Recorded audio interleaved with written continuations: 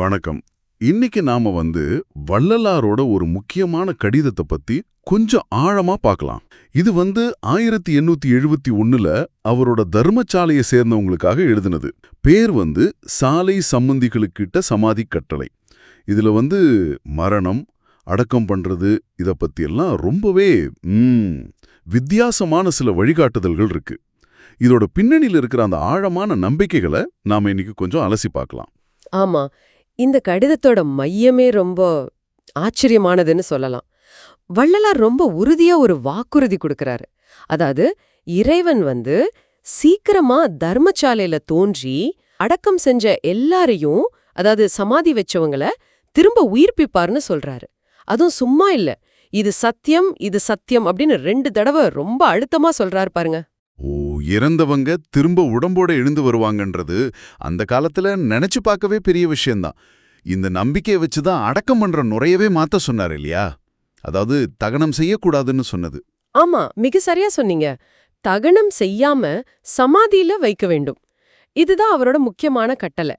அது ஏன் அப்படின்னா, அவர் இறந்தவர்கள் திரும்பவும் மெழுந்து நம்முடன் இருக்க பார்ப்போம் அப்படின்னு முழுசா நம்பினார். அவர் பார்வையில மரணம்ங்கிறது ஒரு முடிவே இல்ல, அது ஒரு இடைநிலை மாதிரி. தகனம் செஞ்சா அந்த உடம்ப அழிஞ்சிடும், ஆனா சமாதி வச்சா திரும்ப உயிர் பெற வேண்டிய அந்த உடலை பாதுகாக்க முடியும்னு ஒரு எண்ணம். இது அப்போ பரவலா இருந்த தகன முறைக்கு எக்ஸாக்டா ஆப்போசிட் ஆனது. அப்படியா? மரணம் ஒரு தற்காலிக நிலை அப்படின்னா அதை ஒட்டி செய்யற அந்த துக்கம் அனுசரிக்கிற முறைகளும் மாறணும் இல்லையா? அதை பத்தியும் சில குறிப்பான விஷயங்களை சொல்லியிருக்கார் போல. அது என்னென்ன? மனைவி தாலி வாங்க வேண்டாம், மனைவி போயிட்டா கணவன் வேற கல்யாணம் செய்ய வேண்டாம், பிள்ளைங்க இறந்தா ரொம்ப வருத்தப்பட வேண்டாம்னு சொல்றாரு. அதுலயும் ரொம்ப முக்கியமா வழக்கமா செய்யற கர்ம காரியங்கள் இருக்குல்ல, அதாவது சாவு சம்பந்தமா செய்யற எந்த இந்து சடங்குகளையும் செய்யவே வேணான்னு ரொம்ப ரொம்ப திட்டவட்டமா சொல்றாரு. ஓ, இது நிஜமாவே புரட்சிகரமான கருத்துக்கள் தான். ஏன்னா அப்போதைய சமூகத்துல மரணத்தை ஒட்டி எவ்வளவு இறுக்கமான சடங்குகள் சம்பிரதாயங்கள் இருந்திருக்கும், அதெல்லாம் இது நேரடியா கேள்வி கேக்குது. சரி, அப்போ சடங்குகளுக்கு பதிலா என்ன செய்ய சொல்றார்? அதுக்கு பதிலா இறந்த அன்னிக்கே முடிஞ்ச அளவுக்கு அன்னவிரயம் பண்ண சொல்றார். அதாவது அன்னதானம் செய்யணும். துக்கப்படுறதையும் சடங்குகளையும் முக்கியமா நினைக்கிறத விட அந்த உயிர்த்தெழுதல் மேலேயும் இறைவன், அதாவது சிற்றம்பல கடவுள் மேலேயும் அசைக்க முடியாத நம்பிக்கை வைக்கிறது தான் முக்கியம்னு சொல்றார். அன்னதானம்ங்கிறது ஒரு வகையில வாழ்வோட தொடர்ச்சி, பகிர்தல், இதையெல்லாம் குறிக்குதுன்னு கூட வச்சுக்கலாம். எல்லாமே அந்த உயிர்த்தெழுதல் நம்பிக்கை சுத்தி தான் வருது. சரி, இந்த உயிர்த்தெழுதல் வாக்குறுதி இருக்குல்ல, இது யாருக்கெல்லாம் பொருந்தும்னு வள்ளலார் சொல்றார்? அதோட வீச்சு அது எவ்வளவு பெருசு? அதோட வீச்சு ரொம்ப ரொம்ப விரிவானது. எப்படின்னா, இந்த கடிதம் எழுதுறதுக்கு முன்னாடி விவரம் தெரியாம ஒருவேளை தகனம் செய்யப்பட்டிருந்தா கூட அவங்களுக்கும் இந்த உயிர்த்தெழுதல் உண்டுன்னு சொல்றாரு. அந்த அளவுக்கு கடவுளோட கருணை பெருசுன்னு அவர் நம்புறாரு. ஆனா ஒரு எச்சரிக்கையும் இருக்கு. இந்த கடிதத்தை பத்தி தெரிஞ்சதுக்கு அப்புறம் யாரையும் தகனம் செய்யக்கூடாது. அப்படி செஞ்சா அது சன்மார்க்க நெறிக்கு, அதாவது அவர் சொன்ன அந்த உண்மை பொதுமை ஆன்மநேய பாதைக்கு அது சரியில்லை அப்படின்னு சொல்றாரு. இது வெறும் சஜஷன் மாதிரி இல்ல, ஒரு கட்டளை மாதிரி தான் தெரியுது. அது மட்டும் இல்ல, தன் காலத்துல தன்னோட ஏதோ ஒரு வகையில தொடர்புல இருந்த எல்லாருக்குமே இந்த உயிர்த்தெழுதல் உண்டுன்னு சொல்றாரு. ஓகே, இதுல இன்னொன்னு கவனிச்சேன். நம்பிக்கை உள்ளவங்க இல்லாதவங்கன்னு ஒரு பிரிவு சொல்றாரு. அதாவது எல்லாரும் உயிர்த்தெழுவாங்க, ஆனா நம்பிக்கை இருக்கிறவங்க மட்டும்தான் சங்கத்துக்கு உரியவங்க, அவர்கள் சன்மார்க்க சங்கத்திற்கு மாத்திரம் அருகராகார்கள் அப்படின்னு சொல்றார். இதை எப்படி புரிஞ்சுக்கிறது?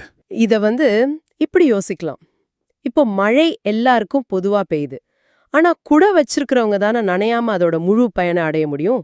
அது மாதிரி கடவுளோட அந்த உயிர்ப்பிக்கிற செயல் எல்லாருக்கும் பொதுவானதுனாலும் அந்த தெய்வீக நிகழ்வை முழுசா உணர்ந்து அதன் மூலமா கிடைக்கிற அந்த பெரிய சந்தோஷத்தை, பெரிய கழிப்பை அடைவீர்கள்.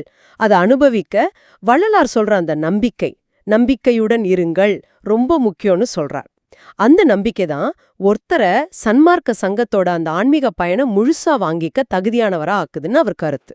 ஆக மொத்தம் வள்ளலாரோட இந்த கடிதம் சும்மா அடக்கம் பண்ற முறைய பத்தி மட்டும் சொல்லல, அது மரணம், சடங்குகள், சமூக விதிகள்னு எல்லாத்தையும் பத்தி ஆழமான கேள்விகளை எழுப்புது. சீக்கிரமே நடக்க போற ஒரு பெரிய உயிர்த்தெழுதல் மேல, ஒரு அசைக்க முடியாத நம்பிக்கை மேல கட்டப்பட்ட ஒரு முழு வாழ்க்கை முறையை காட்டுது. சடங்குகளை விட்டுட்டு நம்பிக்கையும் அன்னதானம் மாதிரி செயல்களையும் முன்னிறுத்துது. ஆமா, கடைசியா நீங்க யோசிச்சு பார்க்க ஒரு விஷயம் சொல்றேன்.